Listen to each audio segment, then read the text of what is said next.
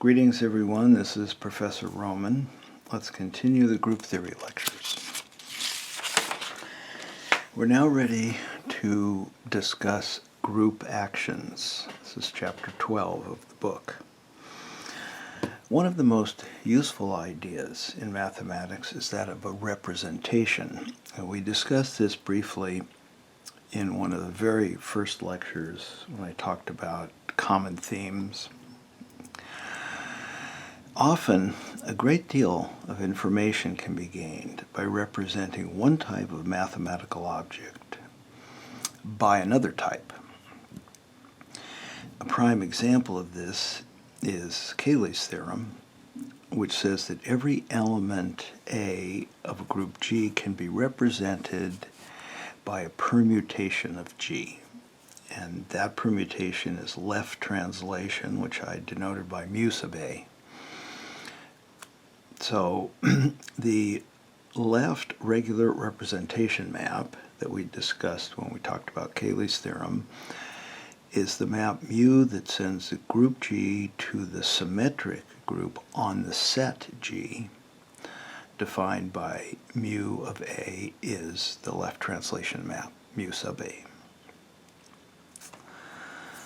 This map mu is in fact injective, and so the representation, Cayley's representation, is said to be faithful.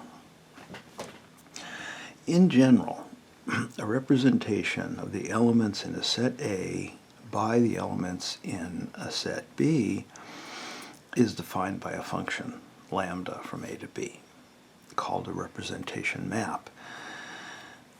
An element little a in A is represented by its image, lambda A, in B. And when the representation is injective, we say it's faithful. When the representation map is surjective, we say the representation is full. And when the representation is both full and faithful, we say it's fully faithful. You've encountered probably some representations in the past, even though that language may not have been used. For example, if F is a field, then the representation of linear transformations from Fn to Fm by their standard matrices is fully faithful. And one makes a big deal out of this in elementary linear algebra. It's very important, but without using the language of representations. This notion of a representation of a set A to a set B is very general, of course, but we're interested in particular in representations of elements of a group as permutations of a set, as with Cayley's theorem. There are in fact many ways to represent the elements of a group as permutations of a set other than the left regular representation of Cayley's theorem. So representations of the elements of a group as permutations of a set are called group actions. Here's a picture. This picture and one we're going to do a little bit later, this one here, I think it's very helpful in understanding group actions to keep this picture in your mind. Group actions take a bit of getting used to, but they're critically important. We're going to use group actions to prove the CELO theorems, for example, and they're a source of many results in group theory. Okay, so a mental picture just of something as simple as this can help you keep straight what you might call the group side and the set side of the action. And I'll talk about that a little more in a minute. Formally speaking, a group action is a group homomorphism from G to the symmetric group on X. That's called the representation map of the group action. And we don't require that lambda be injective. We don't require that the group action be faithful. It's an advantage when it is. When it's not faithful, that means that two distinct elements of the group will be represented by the same permutation of X. And that might seem like a fatal problem for a representation, but in fact it's not. As a matter of fact, the kernel of lambda, the representation map, can actually be a great help in analyzing the structure of the group.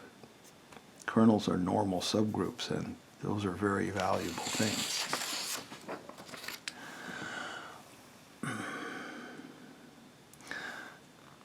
It's worth emphasizing that in the case of the left regular representation, the set X is actually the group itself. In other words, G acts on itself by left translation.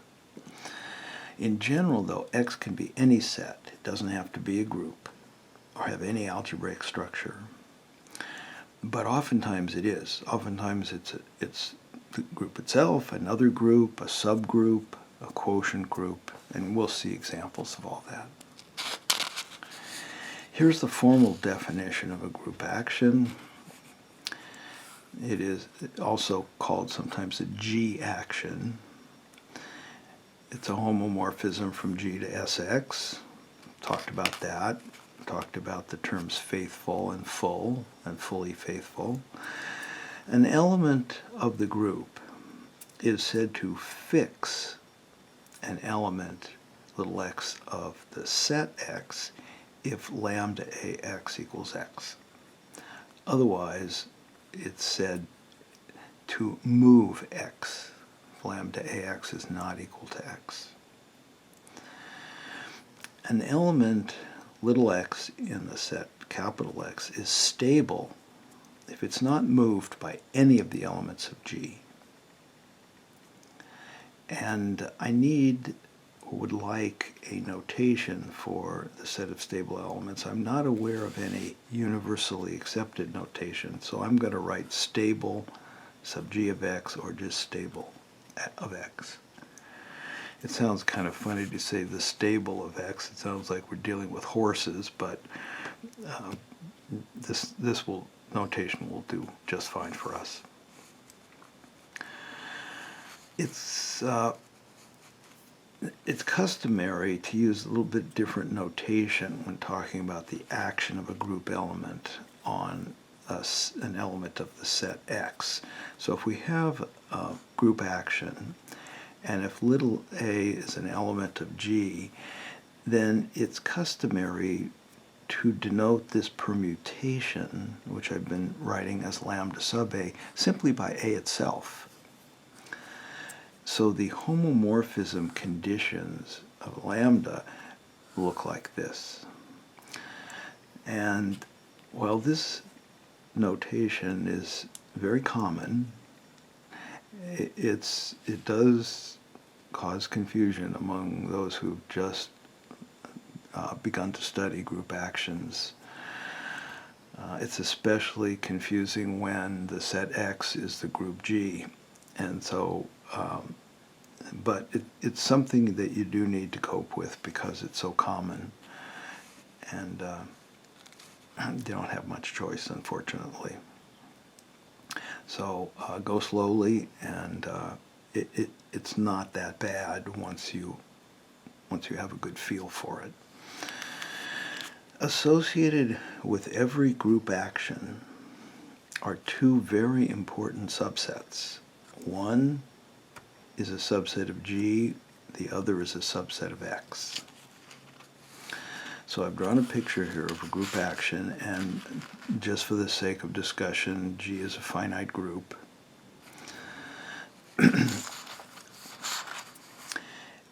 If we fix a particular element, little x, in capital X, and we let the elements of G act on that element, they trace out a subset of X called the orbit of X. So it looks like this. And this is the new notation, the customary notation. So think of A as a permutation of the set X. If you wish for a while, you can rewrite this and put lambda sub A here. So this would be lambda sub A of X. But sooner or later, you need to start writing AX. But this is not a product.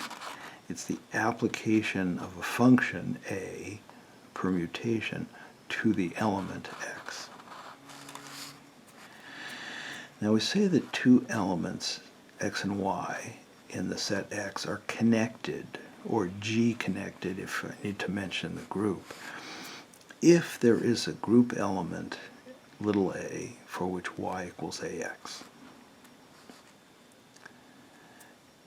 Then the orbit of X is just the set of elements in capital X that are connected to little x. There is one more common notation for the orbit of X, and that is to simply write GX. This is in keeping with the notation of writing AX for A and G. So you're going to see this notation quite often too, and it's something that you will need to get comfortable with. But I don't like it very much. I mean, it's succinct, and it does have its advantages, but when first learning about group actions, I think it's better to use the notation I've chosen. Once you're comfortable with group actions, you will have no trouble with this notation. It's not hard to see that connectedness is an equivalence relation.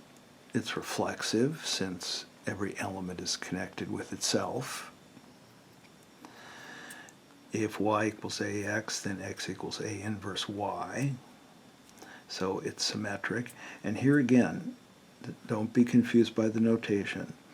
This is not a product, a times x. It's the element, it's the permutation represented by a applied to x.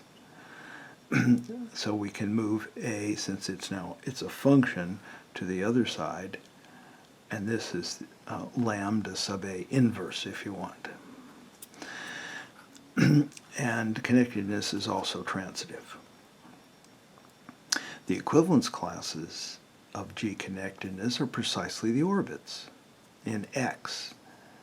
And so we know that then that the orbits of X form a partition of the set X. We could have proved that directly, but this was a nice, elegant way to get the partition.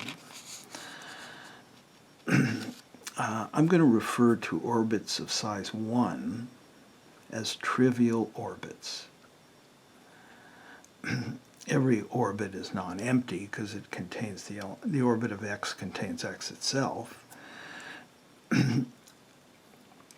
But an element, little x in X, has a trivial orbit if and only if it's stable.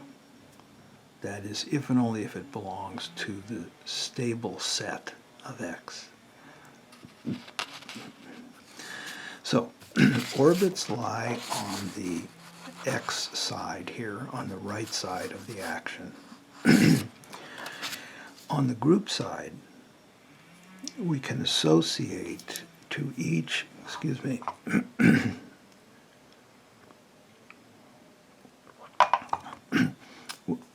we can associate to each element, little x in the set X, the set of all group elements that fix X. So that looks like this, the set of all A and G such that AX equals X. And this is known as the stabilizer of X. So I will use this notation, STAB of X. I'm sure there are other notations, but this one hopefully will be easy to associate with the concept. The stable elements of a G action are precisely the elements that have stabilizer equal to the entire group. So X is a stable element if and only if its stabilizer is all of G. So again, this is very important. You know, as you try to absorb this material on group actions, it would be nothing wrong with stopping the video, even at this point, for example, and going back and trying to fix in your mind the picture of a group action and the orbits and the stabilizers. I didn't draw a stabilizer over here. Perhaps I should have. Because this is coming pretty fast and furious, and so it takes a while to absorb. Another extremely important set on the group side is the kernel of the action. It has some very nice properties. An element, little a and G, is in the kernel of lambda if and only if A fixes every element of X, because A, now thought of as the permutation that is representing, that represents A, has to be the identity permutation. Okay. Lambda of A is the identity, or lambda sub A is the identity, or A is the identity permutation. It all means the same thing. So it fixes every element of X. That means it lies in the stabilizer of every element of X. So the kernel is just the intersection of all the stabilizers. This is, I suppose, more theoretical than practical. If you want to compute the kernel of lambda, you already know how to do that. We've done it several times. You just have to figure out which elements in G are sent to the identity permutation. The importance of the kernel of a representation map stems from two facts. First, K is normal in G, and normal subgroups aren't always that easy to come by.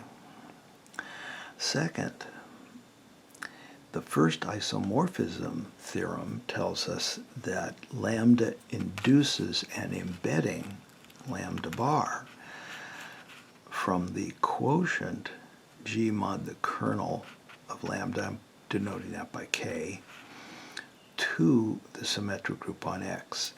Lambda bar of a coset AK is the same as lambda of A, which is lambda sub A, the permutation. Therefore, if X is finite, then G mod K is also finite, and the index of K and G divides the order of the symmetric group, which is the size of X factorial.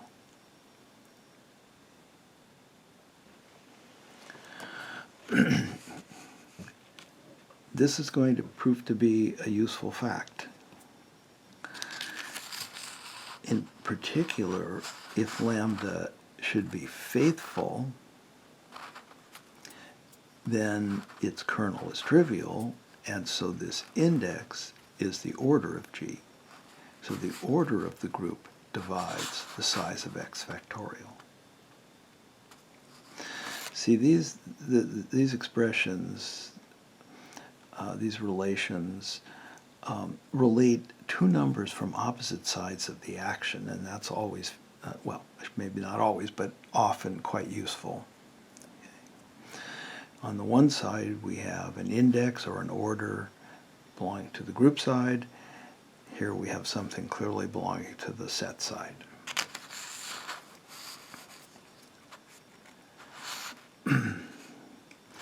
So here is a summary of what we just discussed, this theorem. So up to now, we have this picture of a group action in mind. We have the group on the left, the set on the right. Lambda maps G to this permutation group on X, the symmetric group on X. And we have discussed the orbits on the set side, the stabilizers on the group side, and the kernel of the representation map also on the group side. There are three key relationships that result from a group action. And almost all of the applications of group actions, at least the ones I'm aware of, involve one or more of these key relationships. And they connect, these relationships connect values, again, from both sides of the action in somewhat more subtle ways than we've done so far. So let's take a look at these. First, let me recall that something we discussed quite a while ago, I guess, a system of distinct representatives, or abbreviated SDR, for the orbits in X is simply the set consisting of precisely one element from each orbit. So this is a picture. I've chosen a single element from each orbit and circled it. The set of those elements is an SDR for the partition here.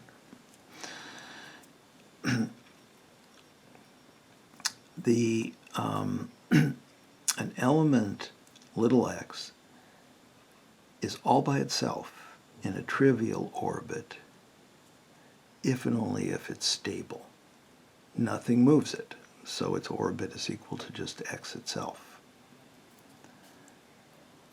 So the stable set of x is the union of all the trivial orbits. And the reason I'm making a fuss over this is because we're going to have some occasion to separate out the representatives in the SDR of the trivial orbits. In other words, the stable elements. And they're the orbits of the stable elements. Okay. So I want a little bit of notation here. To denote a system of distinct representatives for just the non-trivial orbits, in other words, one element from each non-trivial orbit, I'm going to write SDR greater than 1. So in this case, it would x1 and x4 are stable elements, so it would be x2, x3, x5 would be an SDR sub negative 1, sub greater than 1. This will come up in the second key relationship. So the first key relationship, and there's no particular order to these really, as the various elements of G act on a single element, little x, as we've seen, the orbit of x is mapped out. But it's certainly possible for two distinct group elements to have the same effect on the element x. And so they don't, that produces a redundancy as we trace out the orbit. Okay. As a matter of fact, AX will equal BX for two group elements A and B, if and only if B inverse AX is X. In other words, B inverse A is in the stabilizer of X, or finally, if and only if these two cosets of the stabilizer are equal. The stabilizer, I hope I mentioned this, but now that I think of it, maybe I didn't. The stabilizer of an element is a subgroup of the group.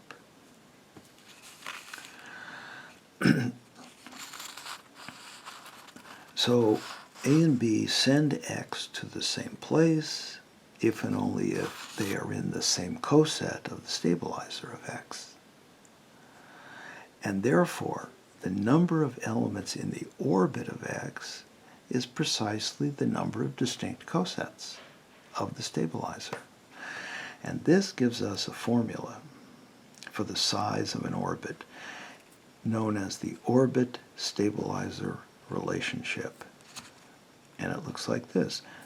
The size of the orbit of X is the index of the stabilizer of X in G. To be quite honest, I don't know how common this terminology is. For finite groups, we can then write the index as the quotient of these two sizes. And so in particular, the size of the orbit of X divides the order of the group.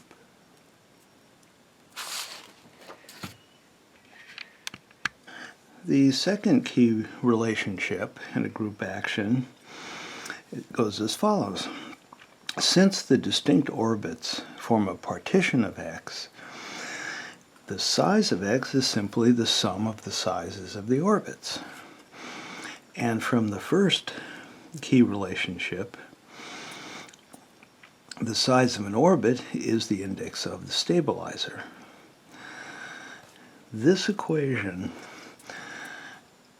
is very important. It's called the class equation for the group action. Whenever we discuss the class equation, it'll be with the tacit understanding that X is a finite set. So we're dealing only with finite sizes here. Actually, the term class equation is traditionally reserved for a specific case of this equation arising from a specific action of G, which we're going to talk about a little later in this video. It's the action of G on itself by conjugation. Okay, that's sort of the prototype of the class equation. And so when others use the term class equation, they may be referring to that specific case. Now, we can, from this sum, separate out the stable elements. If X is stable, then its stabilizer is all of G, and we just get an index equal to 1. And so when we pull those terms out, separate them out, they will add up to the size of the stable set of X. And then we have to change this to X in a system of distinct representatives for the non-trivial orbits. And there's reason to do this, and we'll see that when we get to examples of group actions. The third key relationship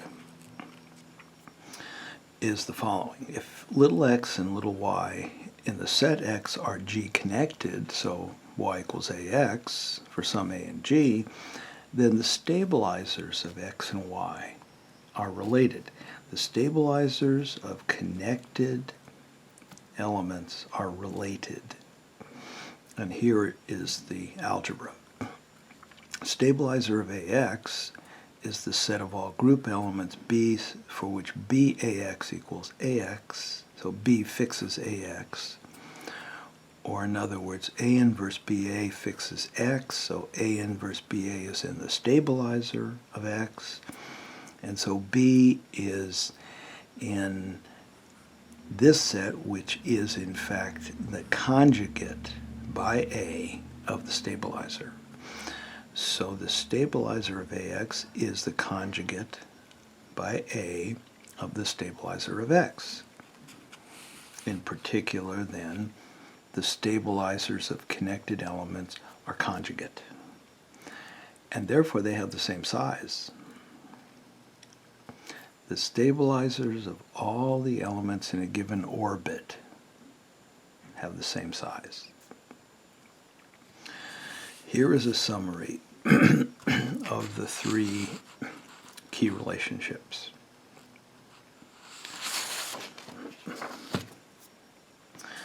So we have, in summary, established first the definition of a group action, the notions of orbits on the x side, stabilizers on the right side, the kernel of the representation map being a normal subgroup of the group G, and and we talked about the three key relationships: orbit stabilizer relationship, class equation, and this last one, that's the stabilizer of connected elements, or conjugate. I just called that the stabilizer relationship. I don't know how common that term is. The class equation is a common term, very common. The other two, I'm not sure. So when we define a particular group action, which we will do in a moment, 2 or 3 of them, actually, 3 of them, we generally want to examine all 6 of these: the orbits, the stabilizers, and the stable elements, the kernel of the representation map, and the 3 key relationships. But it's often the case that one or more of these items is either trivial, size of x equals size of x, or not of any particular interest. So as we look at examples, we're going to concentrate just on the parts that are meaningful. So I'm not going to go through all 6 of these in every case.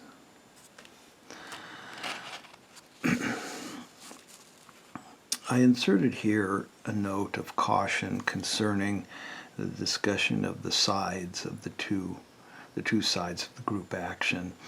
And I've already discussed this a little bit. The group side and the set side. We need to be a little careful about relying on that too much, because the set side can be a group. So you lose that idea. Also, for example, if G acts on itself, then the orbit of an element B will be the set of all AB, where A ranges over G. Well, if you look at this, there's no X's in sight. So it's important not to rely on the notation to sort out what's going on where. Little x, capital X, those are fine when we're talking about a generic action. But in specific cases, things may look like this, and you have to be careful here, because this B, even though it's a group element, is on the set side. So it's just an element of the set being acted upon. In A and B here, again, B is on the right side. It's being acted upon. A is on the left side doing the action. Okay. So I emphasize this so that you don't get confused by the notation. It is important to keep separate what belongs on each side of the action. Okay. Before we begin looking at specific group actions, you might want to review a couple of concepts if you haven't thought about them lately. The normal interior or core of a subgroup, the normalizer of a subgroup, and the center of the group.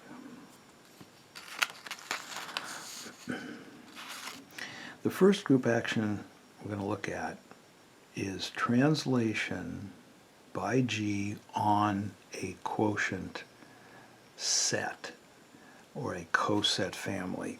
So suppose that H is a subgroup of G. It does not have to be normal. Then the elements of G act by left translation, again, multiplication on the left, on this coset family G mod H. So this does not have to be a group. And the representation map, mu, sends G to the symmetric group on this set, the set of cosets. Mu A of the coset BH is just A BH. This is multiplication on the left by A. Here's some more notational possible source of confusion. I wrote mu sub A here for the permutation that is that representing A, and it's applied to this coset. I could have written, well, let's look at this one. This is not the application of the permutation A to BH, it is the product. Group element A times coset. But A could be interpreted as mu A, so if I had done that, I would have written A BH equals A BH, identical symbols, but this A is the action of the permutation, and this A is just a left translation. Okay, so I don't mean to confuse you more, but if you can sort out what I just said, I think it will help you avoid being confused.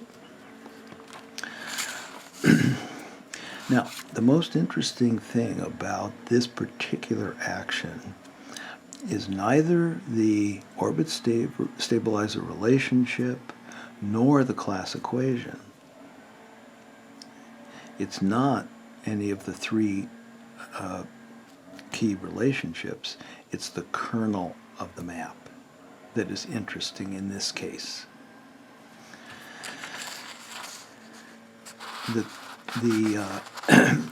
The stabilizer of this particular coset H, this is just one of the cosets in G mod H, is equal to the set of all elements of the group that stabilize or fix H. AH equals H if and only if A belongs to H. So the stabilizer relationship tells us that the stabilizer of any coset, AH, is the A conjugate of the stabilizer of H, in other words, the A conjugate of H. So the kernel of this action, oops, I've got to print some more pages. Sorry, I thought I'd printed the pages, but anyway, here they are. Okay, so the kernel of this action of left translation is the intersection of all the stabilizers, and that's the intersection of all the conjugates of H. And that, if you recall, is the normal interior, which we denote this way with the degree sign. It's the normal interior of H, also called the core of H. It follows then from an earlier theorem, 12.2, which really is just an application of the first isomorphism theorem, that if this index is finite, then this is the index of the kernel in G. It divides the index of the group H in G factorial. So here is a summary. This theorem summarizes what we just said. Here is this divisibility relationship. And there's a little bit of cancellation you can do here, and it's going to be important actually. Remember that indices are multiplicative. So GH interior is GH times H interior. H sits between these two, so we can split this. And of course, the index here, GH factorial, is divisible by GH. So we can cancel the index GH on both sides. That drops this to the index of H and G minus 1 factorial, and this side to just the index of H interior in H. This looks kind of dreadful, I know. When I first saw it, I thought, ew, how am I going to ever remember this? But this is, in fact, or can be, in fact, very useful because there are occasions, and we'll see one in a minute, where we can show that this index is, because of this relationship, this index is equal to 1. And that means that H is its own normal interior, which means H is normal in G. So it may seem like quite a circuitous way of showing that a subgroup is normal, but we need all the ammunition we can get to do that. And this does prove on occasion to do the job for us. So let's look at this corollary. Let G be a group, and let H be a proper subgroup of G. If the order of G does not divide the index of H and G factorial, then that does tell us something about the normal interior. It cannot be trivial, because if the normal interior was trivial, this side would be the order of G, and it would divide this factorial. So if it doesn't do so, then H naught is non-trivial.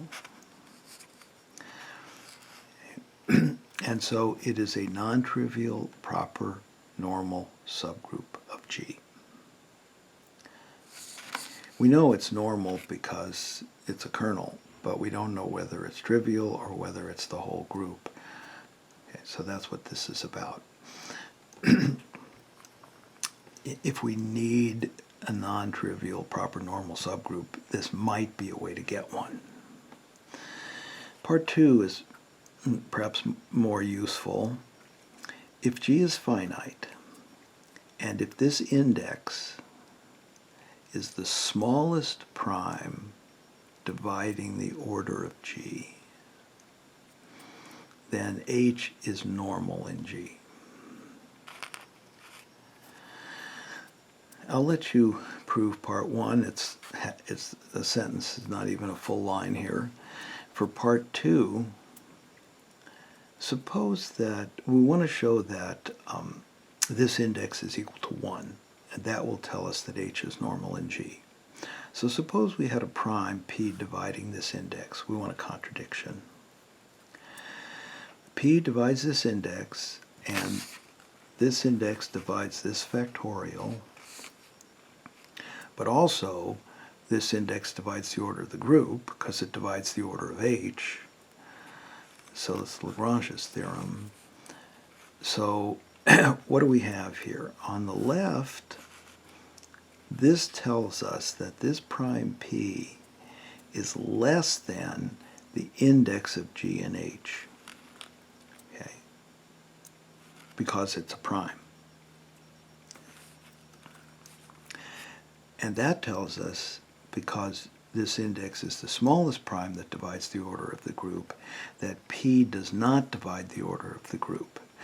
But this tells us that it does, and that's our contradiction. The only way out is that there are no primes dividing this index, and so this index is equal to 1. And H is normal in G. This is really quite a remarkable result. It shows really how far we've come in the study of group theory, for we can now show, at least sometimes, with just a little arithmetic, that a certain subgroup is normal. So that's pretty remarkable. Here's an example. Suppose the order of G is 75, which is 3 times 5 squared. We're going to see in the next chapter when we discuss the CELO theorems that G must have a subgroup of order 5 squared, or 25. This will be a general situation that we'll talk about in the next chapter. It's not specific to the size 75. And so the index of that subgroup, which I called S, is 3. That is the smallest prime dividing the order of the group. Therefore, S is normal in G. That's quite impressive. We can make that deduction that S is normal in G just because of the size of its index. Okay, let's look at another example of group actions. We've talked about 2 actions now of left translation. We had the Cayley's theorem, where G acts on itself by left translation, and we've also just discussed the action of G on the coset family by left translation. And that yielded some fruitful results concerning when a certain subgroup might be normal. But another important action is conjugation. And here's an example of how conjugation might work. If G is a group and A is an element of G, then conjugation by A, which we've been denoting gamma sub A, is a permutation of the subgroup lattice of G.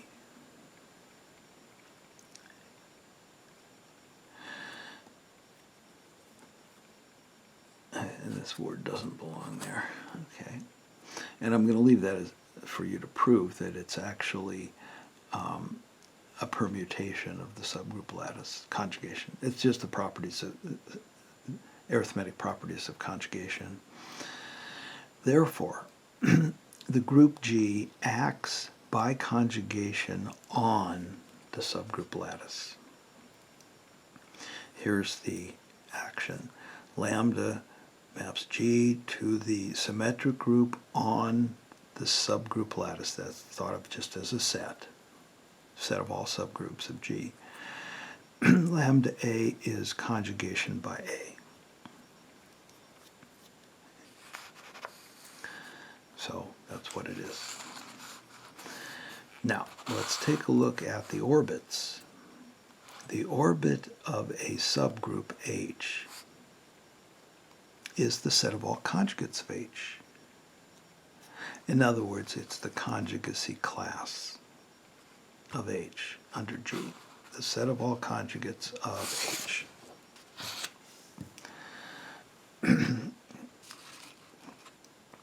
The stabilizer of a subgroup is the set of all elements A in G for which the conjugate of H by A is H. In other words, conjugation fixes H.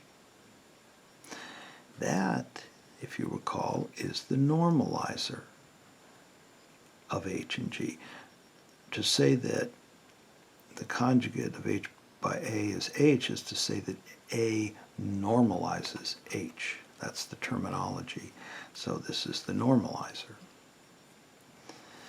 So the stabilizer relationship says that the normalizer of a conjugate is the conjugate of the normalizer. The stable elements of the subgroups, the stable elements of the action are the subgroups H for which HA equals H for all elements A in the group. In other words, the self-conjugate subgroups, the normal subgroups. The stable set of this set, this is the set X that's being acted upon, is the family of all normal subgroups. So we're not in this action, we're not getting a lot of exciting new mathematics, but what we are seeing is that concepts such as the normalizer and normality come out of these group action relationships. Okay. Here's an example of conjugation where we get a lot of important structural information about groups. This is one of the most important group actions. I think it's the prototype of all group actions. And it is the action of G by conjugation on itself. So it looks like this.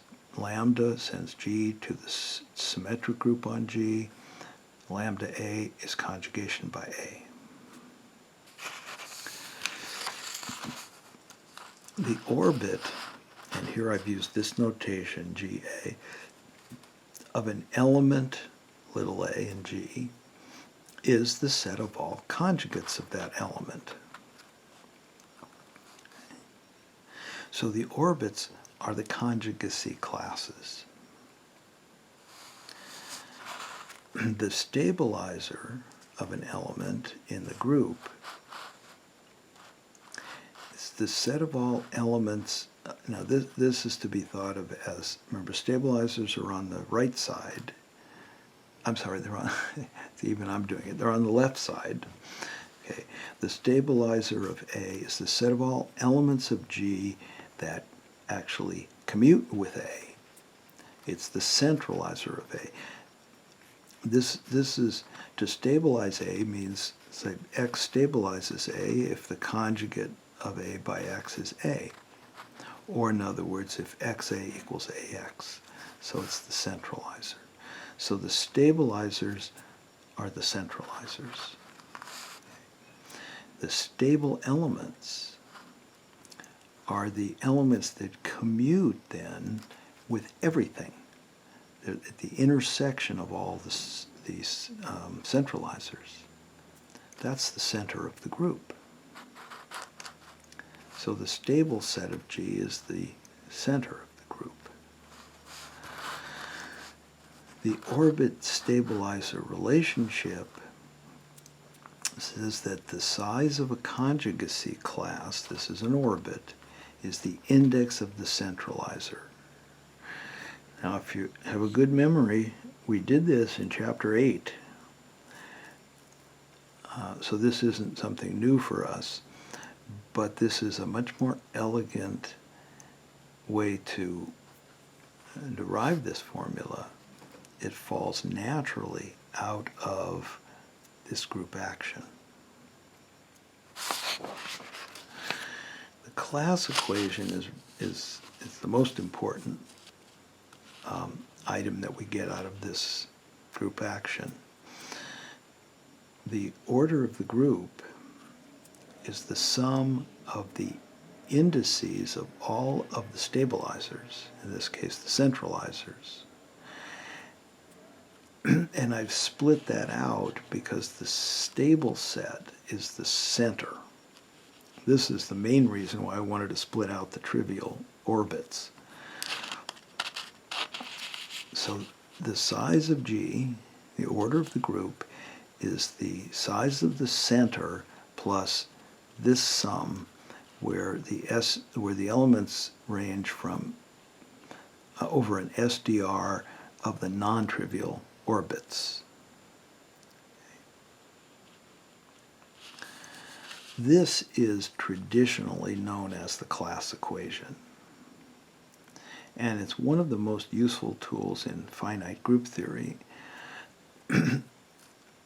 As just a small sampling now, we can use this easily to prove that any P group has a non-trivial center. We did that before as well, but not nearly in as elegant a way as we do now. Each of these indices is divisible by P because the centralizer is a proper subgroup of G.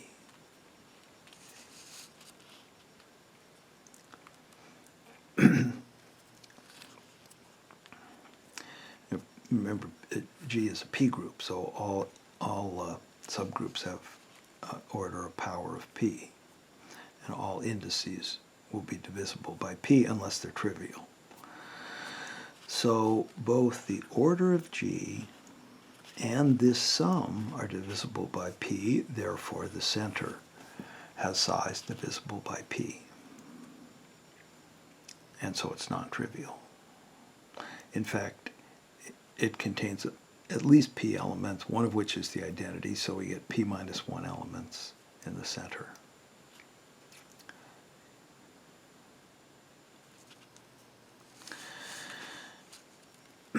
We're going to see how group actions are useful in proving the Sylow theorems in the next chapter, so stay tuned for that. But I do want to mention one more thing. Some group actions have the property that all of the elements of X are connected, so X is one great big orbit. You can get from any element of it, of capital X, to any other element. So if little x and little y are in X, there exists a group element for which y equals ax. Such actions are called transitive group actions. All elements are connected, or equivalently, there's only one orbit. Now, transitive actions are, in some sense, the building blocks of all group actions. Because if G acts on X, then G also acts on the individual orbits of X. Independently, the orbits form a partition, and the action, if you just focus on one orbit, the action takes place in that orbit and doesn't leave it. So the restricted action, if you restrict the action to an orbit, it's transitive. So in a way, every group action is built from transitive group actions.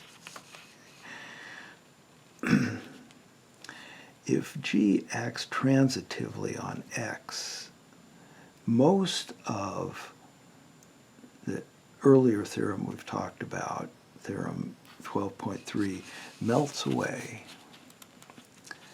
Okay.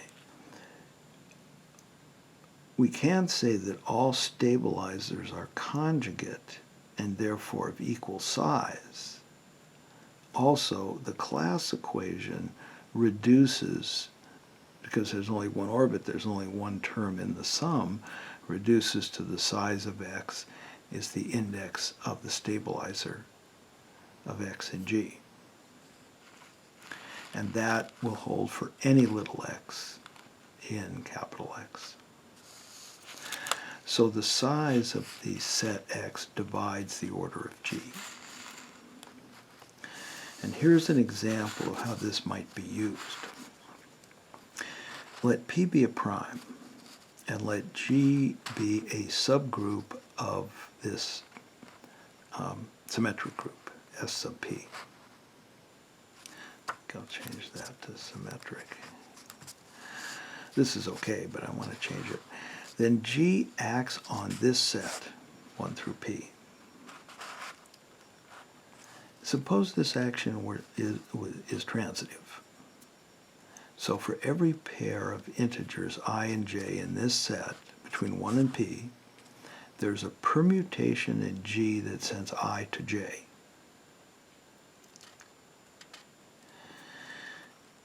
Then P divides the order of G, and so Cauchy's theorem tells us that G contains an element of order P.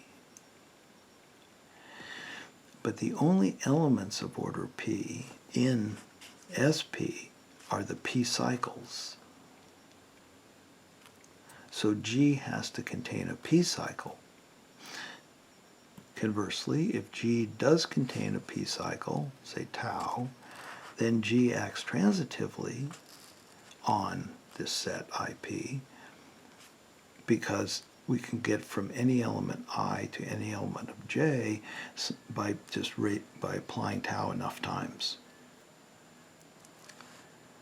So a subgroup of SP, say G of SP, acts transitively on IP if and only if G contains a p cycle.